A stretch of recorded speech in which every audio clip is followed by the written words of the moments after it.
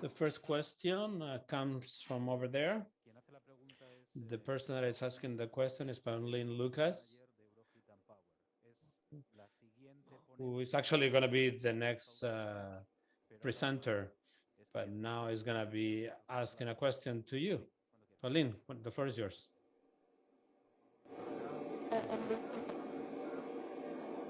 Undeniable that there is a lot of wondering opinion. What is the biggest barrier or the biggest challenge to the uptake of this kind of?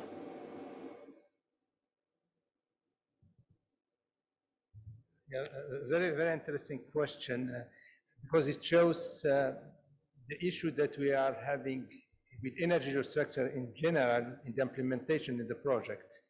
Because simply, actually, the station was designed without considering the fact that it will be used as energy infrastructure.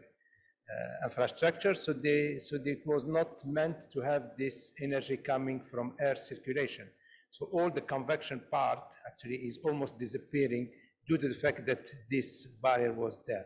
So if we had to think about this energy structure from the beginning, by putting together the designers of the station, the people in charge of the energy, the people in charge of geotechnical and the structural part, it would be better for sure.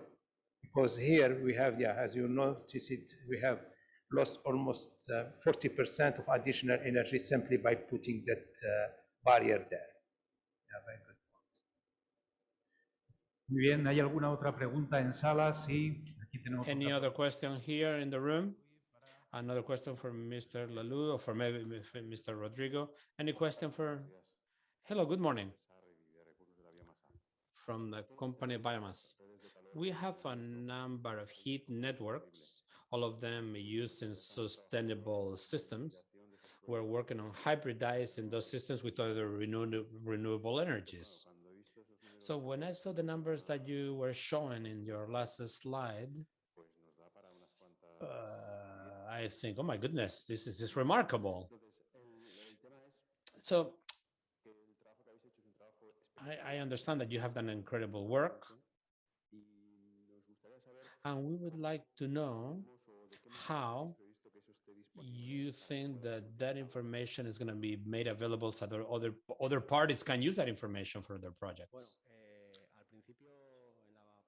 At the beginning of this event, when Rosalia spoke,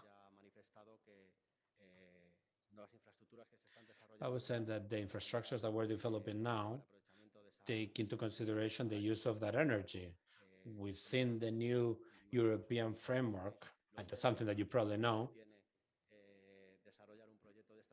And you know what is the timeline to put together a project of this type. You have to have a call for tender, etc. So we'll have enough time to make sure that all these energy optimization systems are taken into consideration and to determine where those systems make sense, in which stations they make sense.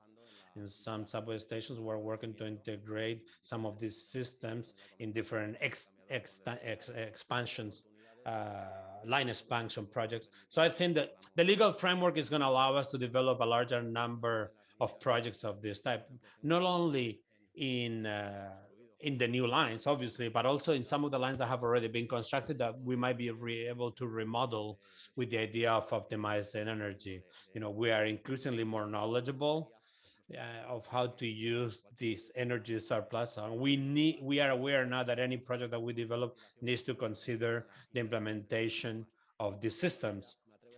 I would even say that our ventilation management system can include, as a control parameter, the maximization of the operation of certain fans in certain ventilation wells that have the largest level of geothermal use. Wherever I know I'm going to have a lot of heat accumulation because of the geometry of the line, because a large number of trains that run through, I'm going to have more capacity to obtain heat for the vaporizer. And there I will be able to maximize the use of the fans by keeping the conditions for which the system is designed, you know, the comfort in the station, etc. So all these aspects are going to have to be taken into consideration to make sure that we can look for the best level where we can optimize the integration of all these systems, not only in new lines, as I was saying, but also in existing lines, and to make sure that they're cost effective.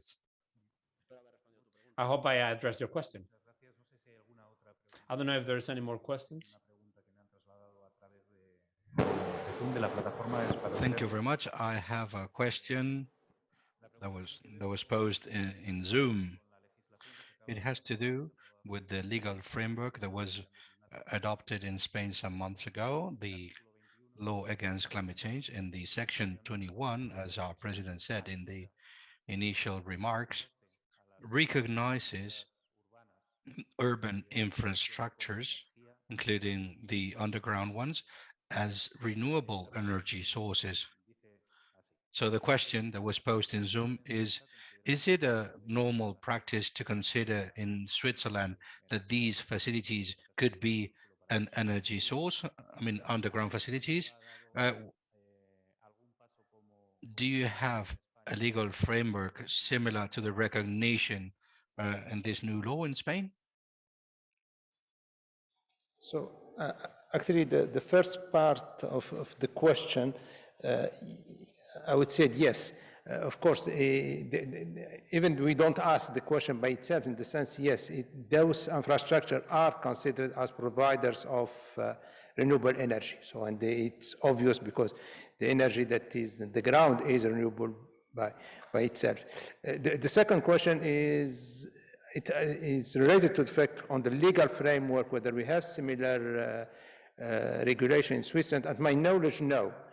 Simply because I don't see a reason for it, actually. There is no special reason for having legislation that proves that underground energy is a renewable energy. So by itself is considered by fact that is a renewable energy without needing any regulation.